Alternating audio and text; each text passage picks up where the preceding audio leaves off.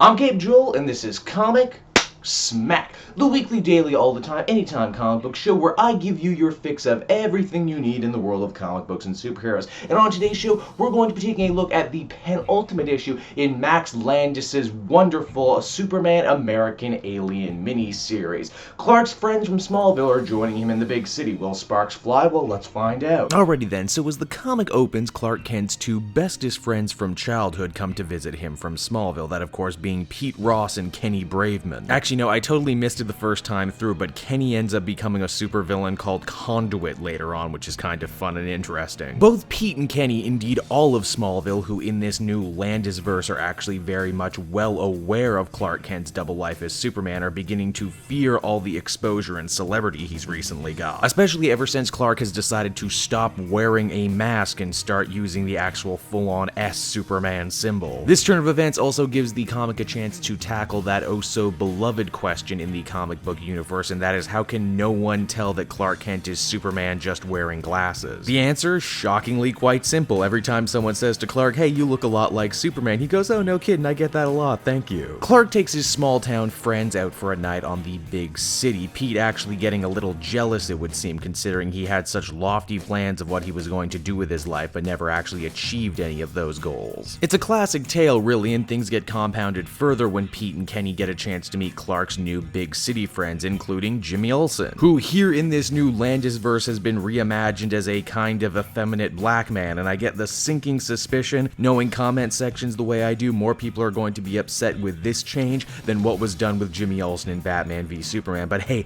that's a conversation for another day. The good old Smallville boys get some drinks into them, and with that comes the conversation of super heroics, mainly the Bat of Gotham. Pete says that he and Superman are on the cutting edge of something big, something new, something world-changing, and that maybe, just maybe, Clark should consider trying to track down other people like him. This of course leads to a giant conversation with Clark saying he doesn't intend to be Superman for very long, Pete and Kenny saying how could he possibly not want to be Superman forever when he's already chosen a symbol. This leads to an even bigger, drunker, angrier fight wherein Clark's friends claim that he's getting a little too big for his britches and all this celebrity has gone to his head. This conversation even turns sad by the end when Clark says the only reason he adopted the S symbol was because it was the symbol on his ship that brought him to Earth. He wears it not as an exercise in branding, but in an attempt that maybe somewhere out there his parents will see it. Still upset and heated from the fight, Clark attempts to use his powers in a way he never has before, and that is to fly directly into the moon, which he almost makes it there, but is stopped at the last second by Green Lantern Abin Sur? Okay. Yeah, wow, what a crazy twist. Apparently Abin Sur has been keeping tabs on the planet Earth and Superman ever since he crashed on Earth. The only problem is because the Earth is not currently part of the Guardians' bigger plan, he couldn't intervene, but, now considering that he's,